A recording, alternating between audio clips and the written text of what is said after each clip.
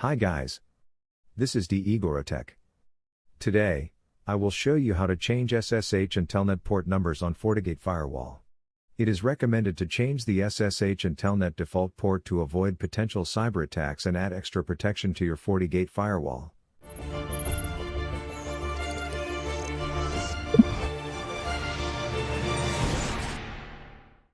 Let's begin.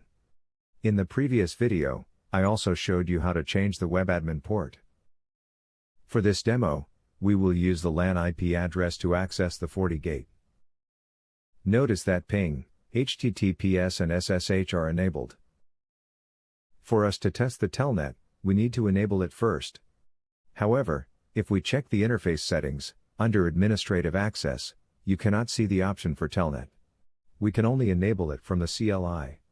Open the CLI console. Enter the command Configure System Interface. Hit Enter. Next is Edit followed by the interface name where you want to enable the Telnet, which in my case is the LAN. SSH and Telnet should be enabled only on the LAN interfaces. Do not ever allow it on WAN or Internet-facing interface. Hit Enter. Enter the command Show to view the current interface configuration, which you can see that ping, HTTPS and SSH are only enabled. You can see that we are currently on LAN interface.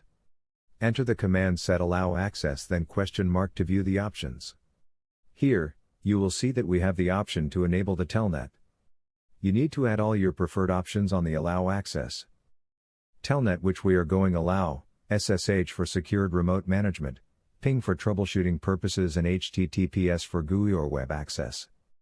Hit Enter. Next. And let's go back to the interface window. Refresh the page.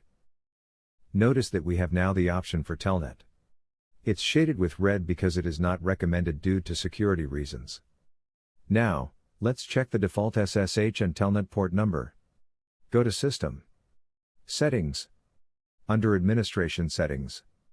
You can see the SSH default port and also the Telnet port numbers. Before we change the default port, we will do a quick test first. We will access this firewall through SSH and Telnet. For this demo, we will use PuTTY. We will enter the LAN IP address which we enabled the SSH and Telnet. First is we will test the SSH using the default port 22. Should be accessible since SSH is enabled on the LAN interface. Let's proceed to the Telnet. Default port number is 23. It's also accessible since we just enabled the Telnet on the LAN interface. Let's now change the default ports. Let's go back to the system settings. First is we will change the SSH port number. Enter the port number you prefer. For this demo, we will use 2222. Click Apply to save the changes. Let's test first using the default port. It will fail because we already changed the port number. Every time we want to access the firewall, we need to modify the port using the port number we configured on the FortiGate, which in my case is 2222. We can now access the FortiGate firewall using the newly configured port number. This is also useful if you want to assign the default ports to different servers or devices. Let's now proceed to the Telnet. Same process. We can change the port number to 2223 or any port number you prefer. Click Apply to save the changes.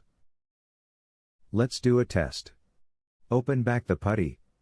We will open a new session for the Telnet. Again, enter the FortiGate IP address. Set connection type to Telnet. Now, modify the port to the port number we configured on the FortiGate, which in my case is 2223. Hit Enter or click Open. We are now accessing the FortiGate using the newly configured port numbers. Now, let's check the dashboard.